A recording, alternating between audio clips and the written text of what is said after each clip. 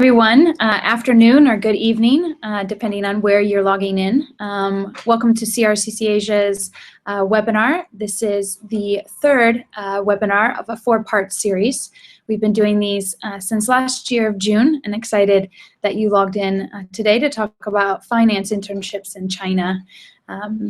CRCC Asia is based here in San Francisco, so I'm logged in Northern California. Excited to be working and talking with you guys.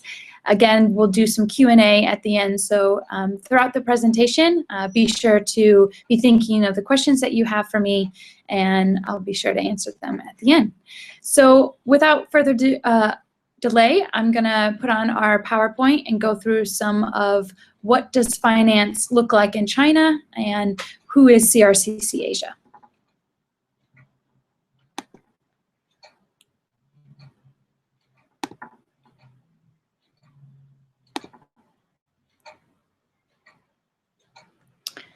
All right. Well, as I said, we're going to be talking about finance in China, and we're excited to talk to you today about the key trends and developments within the finance industry, while also addressing some of the key challenges that finance and companies and interns even in this sector might face in China. This is kind of our agenda that I'm going to walk through with you today. We're going to do a brief introduction, kind of an intro to the history, some economic trends when it comes to finance and accounting in China. We'll talk about who is CRCC Asia and our involvement in China related to finance internships. We have a great video for you that is highlighting some of our previous participants and alumni who actually did internships in the finance sector in China. And then, of course, as I mentioned, we're going to talk about, answer some of your questions and get into some discussion. Well, let's dive right in and get a little bigger context for China and finance sector. To start us off, I'm sure most of you have read at least one article related to China's economic growth in the past 10 years. It's hard to not find an article today on Twitter, or even if you're going through online, that hasn't talked about China's economic rise. To kind of backtrack and go back in time a little bit, part of this is because of Deng Xiaoping's opening up of China, and that took place in 1978. And what that means of opening up in China, it's when privatization kind of started to become more prominent in China in areas like agriculture, industrial, and service activities. Deng developed China's special economic zones. I'm sure maybe you guys have heard of that before, but not really sure what that meant. These special economic zones, they included 14 coastal cities, as you can see here in this map on the right. And those provinces included Guangdong, Fujian, and Henan. These zones were based upon special tax incentives for foreign investors. They were greater independence regarding international trade activities, as well as export-oriented activities driven by market forces. So all of those things helped open up China and develop more of an opportunity for economic growth. When it came to manufacturing and exports, it started to rise again with the opening up of China as the result of some of these special economic zones. And today, some of the major industries that you can find in China are textiles and apparel, cement, iron and steel, toys, electronics, and automobiles. One of China's greatest advantages is the abundance of labor. With a population of 1.3 billion people, this provides the country with a really strong human capital. I have a funny story, actually. One of our CRCC Asia staff who used to live in Beijing and now works in our Sydney office, after he left Beijing, and 3 months later, he went to visit his apartment that he used to live in Beijing, and there was an entire high-rise building that was built and people living in it, all within a 3 months time. So again, the fact that China has the population of 1.3 billion, as well as kind of those special economic zones that's pulling in a lot of capital, human and financial, this has created a lot of economic rise for the country.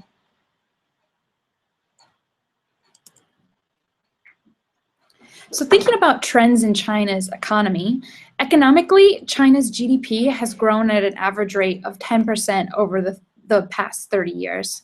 With the opening up of China, export services has increased significantly. In fact, in 2008, China's total exports surpassed Germany, which has quite a strong export GDP as well. China has attracted the largest FDI in the world. For those who aren't really familiar with what an FDI is, I'm sure you've heard it in one form or the other, but essentially it stands for foreign direct investment.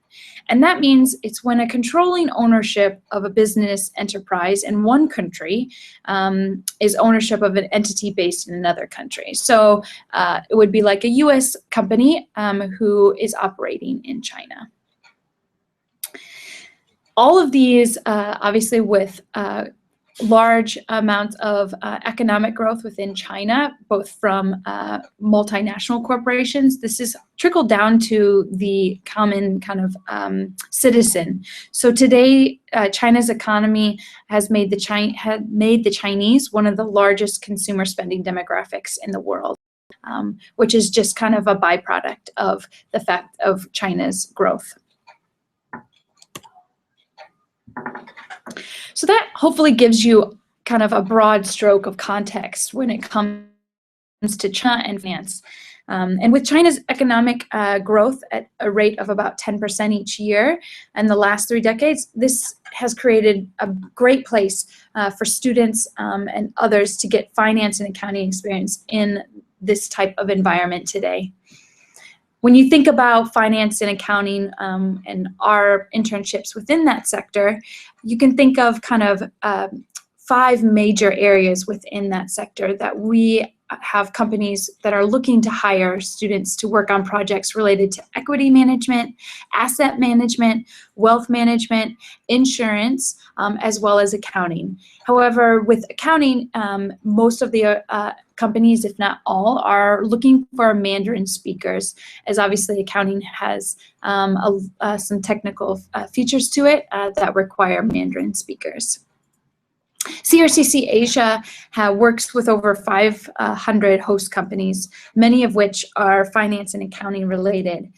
However, we don't work in investment banking, so that's one caveat. You won't be able to get an internship and work on the stock exchange in China and be on the trading floor, as that does require Mandarin skills for obvious reasons.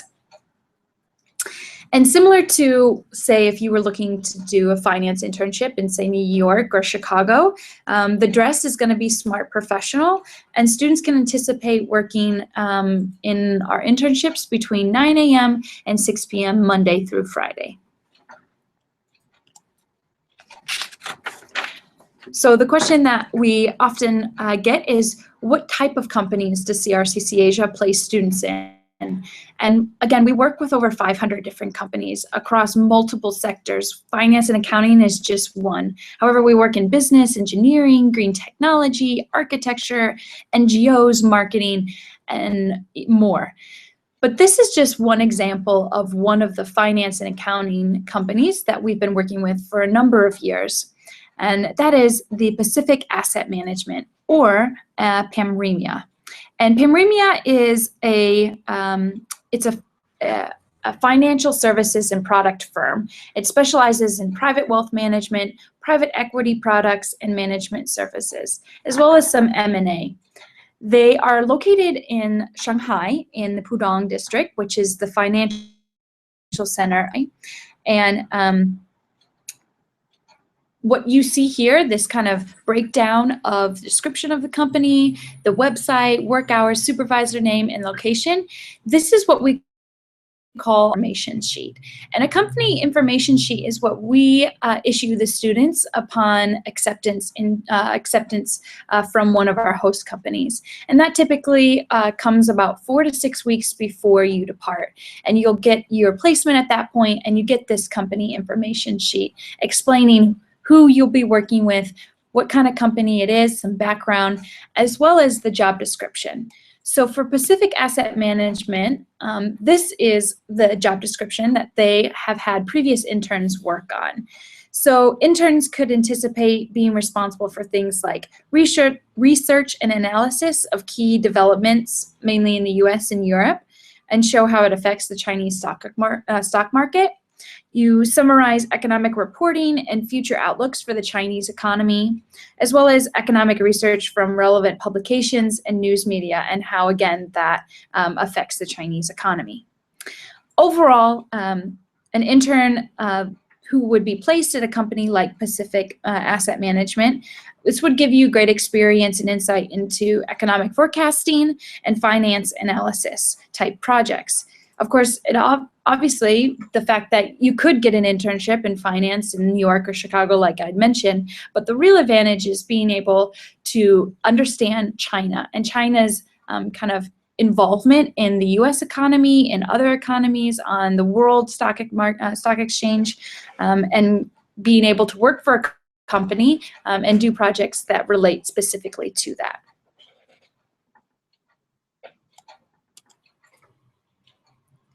So we have a short video for you, so you can hear from, again, some of CRCCH's participants who did an internship in finance and accounting, and hopefully it gives you a better understanding of their experience working in the finance sector in China. So let me just play that video now.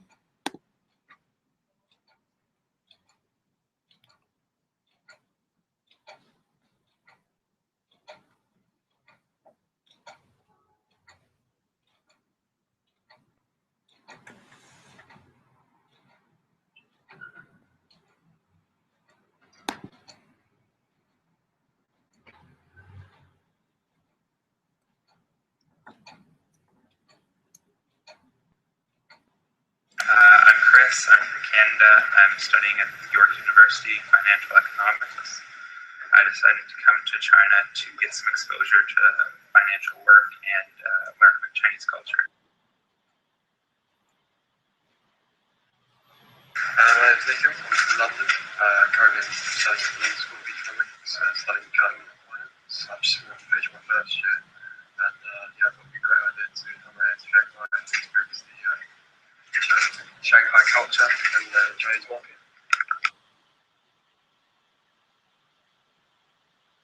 Hi, my name is Ashani. I'm from London. I'm studying in University College London, studying information management and business. I'm going to go into my third year, and I thought it would be a great idea to experience China, because it's such a big, booming economy. Shanghai, it seems like an amazing city, so yeah.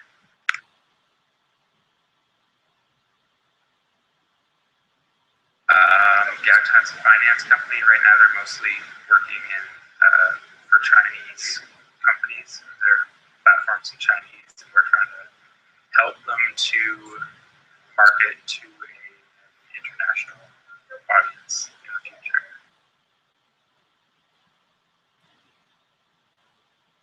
Well, first of all, I found that Shanghai was pretty modern. I've seen pictures of Beijing, and I think it's Beijing, and they said it's quite well, but you go around town, it's quite similar to the city. The metro is very efficient and air conditioned as well. It's a bit like some of the eastern countries, unlike London, where it's just packed and sweaty. The food here is very different. When they say egg fried rice, they don't mean egg fried rice, they mean like egg fried rice with 10 other things in it, and you don't get sweet and salty.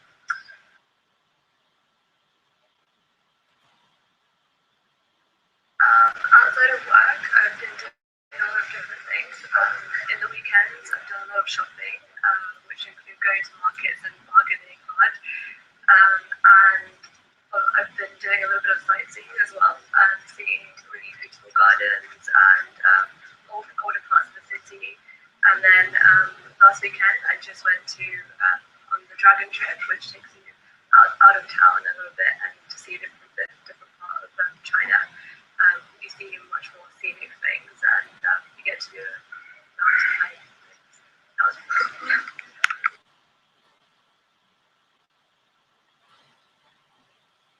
I think it makes you stand out because, you know, you do an internship in London, you do an internship maybe somewhere in Europe, it's going out to Shanghai and working in a completely different culture, you know, people that speak the language, you speak their language.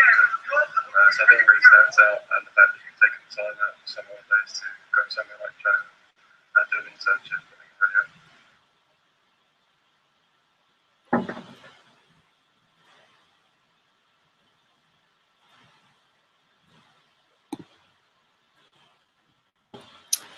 Well, hopefully that give you, again, a snapshot. As it mentioned, we do have over 200 testimonies on our website from all different sectors, and you can even segment it out based upon the sector, as well as the location or even the region of where our interns have come from. So those 3 individuals are ones from Canada and the other 2 are from Europe.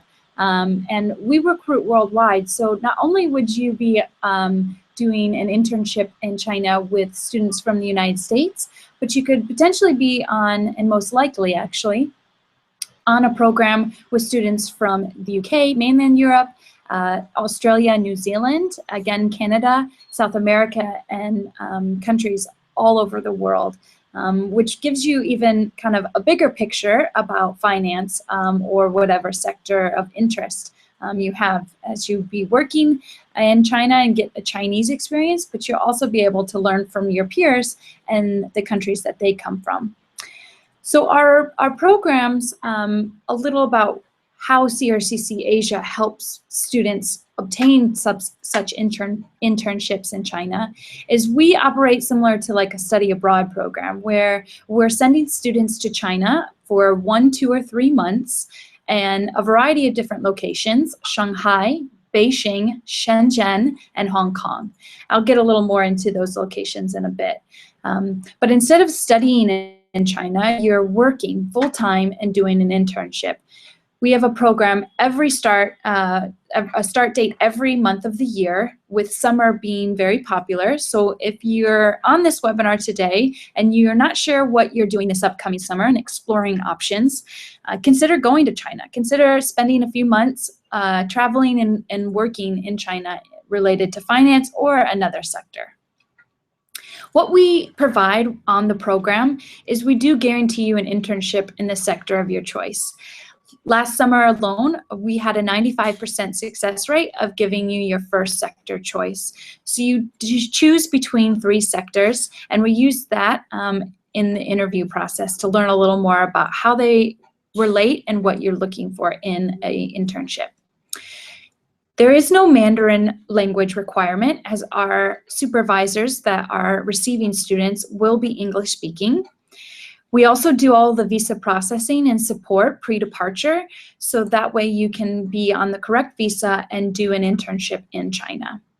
We pick you up at the airport and we drop you off at your hotel apartment accommodations, where you have your own bedroom, but you share kitchen, living, and bath with 1 or 2 other interns of the same sex, again, from the US or a student from elsewhere.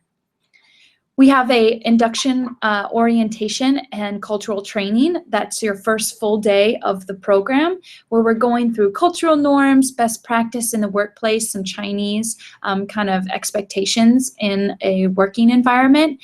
Also kind of risk management and health and safety. So what does it look like if you get sick or you need advice on pharmacies and that kind of thing? Well, we provide 24-hour support with our teams there. You do receive a welcome pack, SIM card, and city guide while there, as well as weekly Mandarin lessons. Those are beginner and intermediate level for students, again, who have no formal Mandarin background, and those are just once a week for 2 hours. Also outside of the internship is a social or a cultural event, and those can be things like dumpling making, karaoke, or maybe even an acrobatic show. And then we have a China business seminar, and that's once a month where we bring in executives and directors from our host companies to talk about their experience working in China, whether if it's a startup to a large corporation, and talking about kind of best practice and trends, as well as their experience and feedback of what it's like to be working in China. Community outreach, where we are working in a local NGO or organization, usually in the kind of perimeter of the city, and volunteering for a Saturday, as well as opportunities as China, a country in Shanghai and cities of never sleep. So there's always opportunities and events that you can go to that we're putting on, but also other things like Chamber of Commerce or expat societies. Then we have a leaving event where we're talking about kind of how do you relate this experience back to your home country in an interview or on your CV or resume. And we go through kind of example resume tips as well as interview questions. And then there's a banquet to celebrate your conclusion of the program. And of course, you get your CRCC Asia certificate and access to our alumni of over 4,000 previous participants.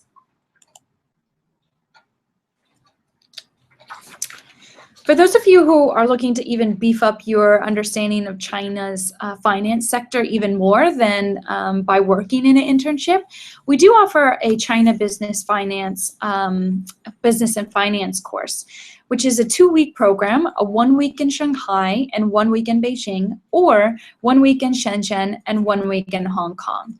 And the program runs every summer in June and July, where you'll be able to kind of develop an understanding of cultural and historical factors related to business and finance in China. You'll be able to hear about market bubbles and crises, the role of FDIs, again, those foreign direct investments in China's development, business M&A, mergers and acquisitions strategy, as well as private equity and state capital in China. These courses are run by finance host companies and business companies that we partner with, and they're seminar style. So as you see is that photo there, it's run by real professionals who are doing this work on a day-to-day basis. So you're getting some real hand kind of insights from these individuals who are leading and running these seminars. As I mentioned, we have internships in Shanghai, Shenzhen, Hong Kong, and Beijing. Every month of the year, there is an internship, and you have the option to do 1, 2, or 3-month internships. Related to finance and accounting, each one of these locations has that sector available. However, if you're thinking about this summer, the Shanghai program, May and the June program is running out of places. However, July is still available. But if you are interested, I'll talk a little more about how does the application process work and what happens after that. We'll be continuing our webinar series again throughout the rest of spring and into the summer. We have some really exciting topics that we are going to be covering. Continuing on with the sector specific kind of series. Next month, we'll talk about marketing internships in China, June, legal internships in China, and then we'll take a break in July, and then August, we'll start it back up with talking about China's history and culture, and then some traveling tips around in and around China.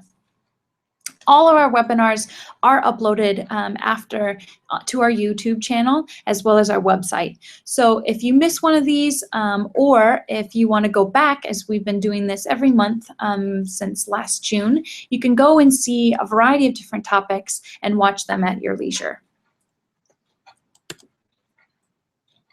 Well, I appreciate you guys joining the webinar. Right now, we're going to take some questions, and hopefully I'll be able to answer all of your guys' inquiries. So let me just switch over and stop sharing the screen with you. All right, so you should see a Q&A kind of feed on the right-hand side of the Google Hangout where you can submit your questions. And once I see those pop up, I'll just answer them. Excuse me. Woo, excuse me.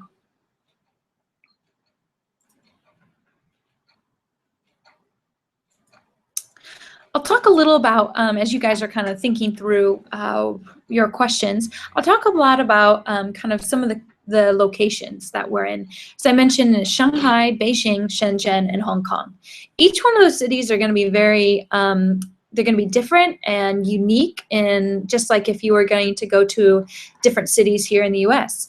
Each one is going to have its own kind of nuance and culture, but then also industry-specific type business. So let's start with Beijing. Beijing is personally my favorite location. I was there in December and had a fantastic time. We have a great team there, a variety of both Chinese nationals as well as expats. But Beijing is obviously the capital, so you're going to have a lot of more history and cultural activities and tourist type things that you would find more than the other cities. Like you have access to the Great Wall and the Forbidden City. There's also a rich kind of museums and arts and music and that kind of thing that you'll be able to experience in Beijing. With regard to the sectors, because of its capital, legal internships and kind of Chamber of Commerce, NGOs in some regard, healthcare, general business, marketing, and finance, and some engineering are also in Beijing. Shanghai is the New York of China. It is a booming city. It is large and fast-paced and a great location if you're looking for any sector. Shenzhen is in southern China. It is the kind of Silicon Valley of China, similar to here in San Francisco. It has a huge tech boom where there's lots of startups as well as investments in finance companies that are backing technology type companies. It also, because of its proximity to the ocean and port, it's a great supply chain and logistics location, as well as finance, because it is a special economic zone and does have a stock exchange there. So great place for business and finance. And then the last location is our Hong Kong. This is a new program we just opened this year. And it is, again, a great location for logistics and supply chain because of its proximity to one of the largest ports in Asia. It also, with its relationship and kind of past experience with Britain, it has a lot of great banking and finance internships. And then you have your general business and marketing, architecture, NGOs, legal, financial services, as I mentioned. Hong Kong is very dense. It's a small city with lots of great parks and open air, but it has a huge population and a huge expat community and has a cool nuanced culture because of its relationship to Britain previously. So again, if you have any questions, please just submit them on the right-hand side and I'll be able to answer them.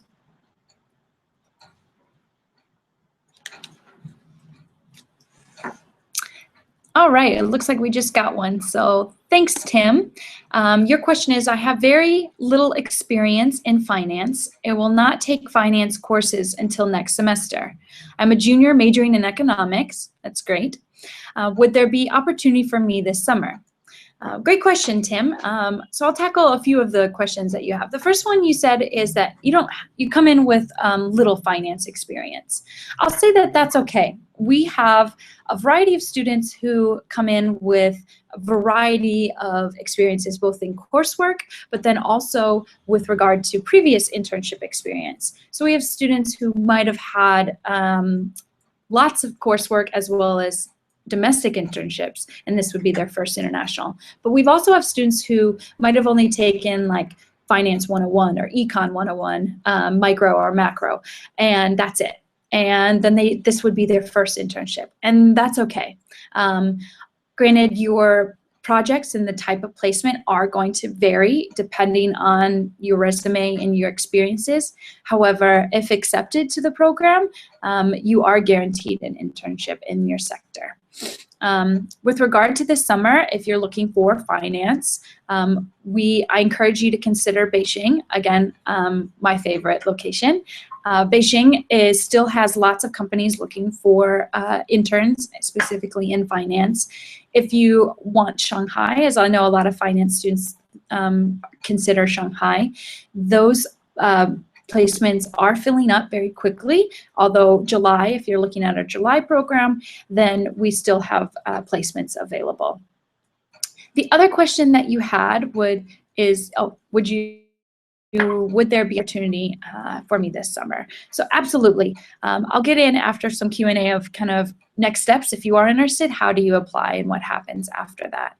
But the fact that you are economics students, we have a lot of econ students who go on our program, and a lot of them do finance internships, but a lot of them also work in just general business.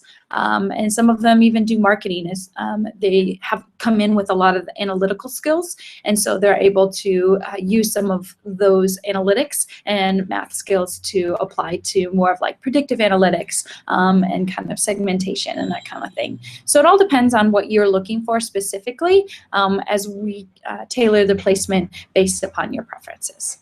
So thanks, Tim, for your question.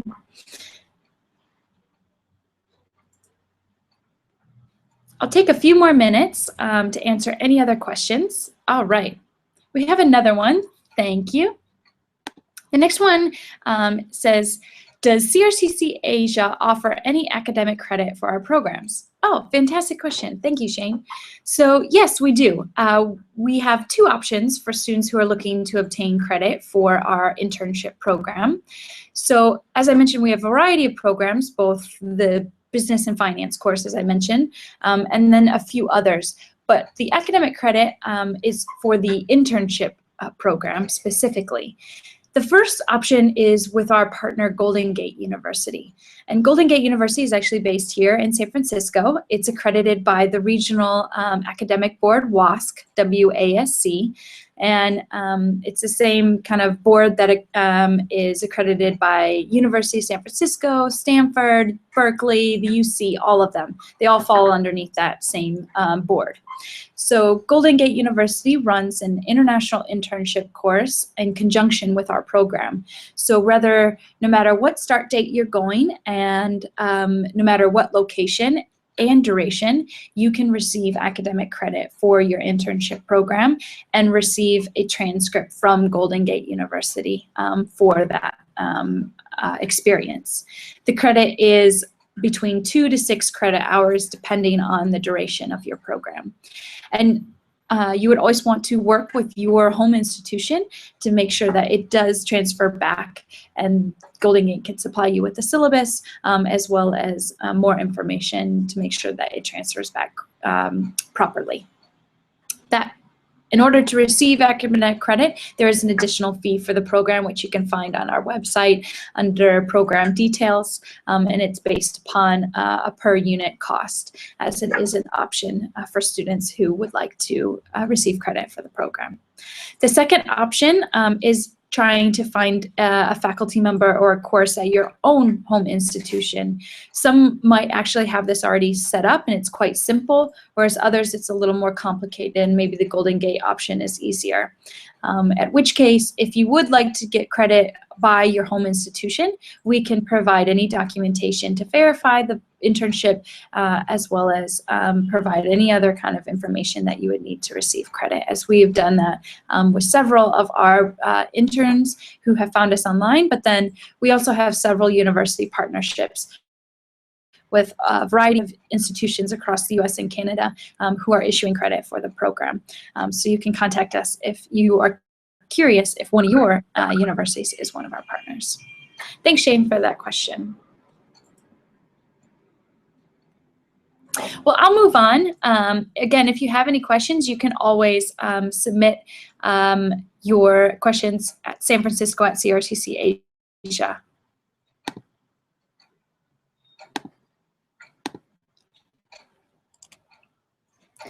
So next, if you're interested in applying to our program, it's quite simple. You'll just go onto our website, www.crccasia.com, and on the right-hand side, you'll see a red apply button. This is where you'll need to submit your application, your resume, some application questions, and then we'll review that, and if accepted, then we'll go on to the interview process. And that's where we're going to learn a little more about what type of internship you're specifically looking for so we can place you in the proper company. Be sure to follow us on social media. We obviously can be found on Facebook, Twitter, Google+, Instagram, YouTube. Weibo is the Chinese equivalent of China Twitter, and Youku is Chinese YouTube for those who aren't as familiar, as well as Pinterest. We're always posting videos, testimonies, and photos of our alumni and interns currently on the ground. So it's a great way to see what's happening in China if you're considering going. And these are our global offices. We have 11 offices worldwide. Again, my name is Jenny Miller, and I'm based here in San Francisco. And if you are logging in from the US and would be applying from the US, then you would go through and work with our office on the application, internship, placement, visa, and all of that.